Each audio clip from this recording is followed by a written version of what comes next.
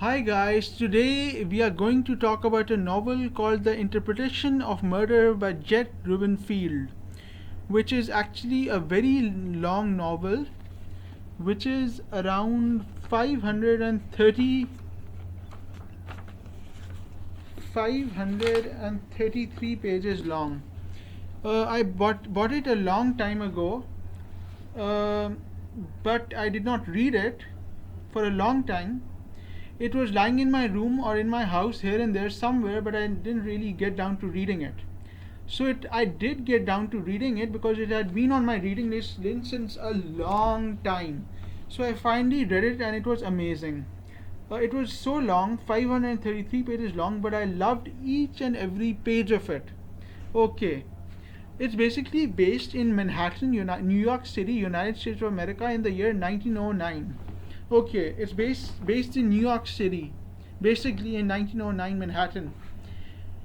It's about a man called Sigmund Freud who arrives in New York City. This is his first and last trip to New York City in his life.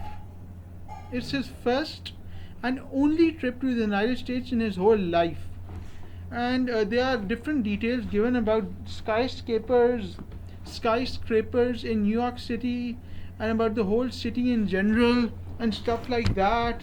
Okay, and then what happens is that a woman is found strangled and dead in a penthouse apartment above Broadway, and they want to know what is behind that. What happens next is that a beautiful heiress, Nora Acton, is discovered, who is tied to a chandelier in her parents' house in New York City, and she loses her sense of voice and memory because of the culprit who has strangled her with a what do you call it, a rope, strangled her, discovered tied her to a chandelier in her parents' house.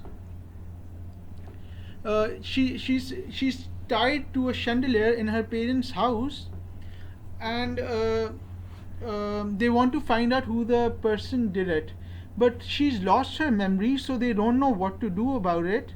So they try to get her memory back. Okay, but they're unable to do so. They want to find the killer and the person who has done this to her and bring them to justice, but they don't know what to do because she can't recall anything of what has happened.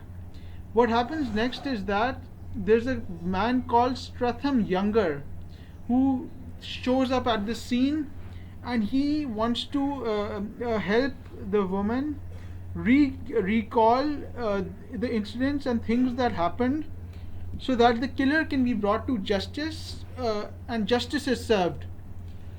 But then nothing happens. Basically, the novel was a bit boring actually.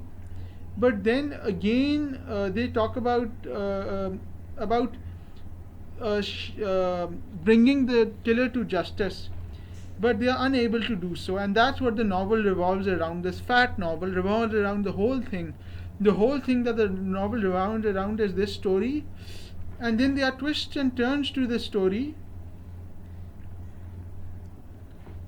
There are twists and turns to the story, and then it's about New York City and the woman who has been found and it does not recall anything.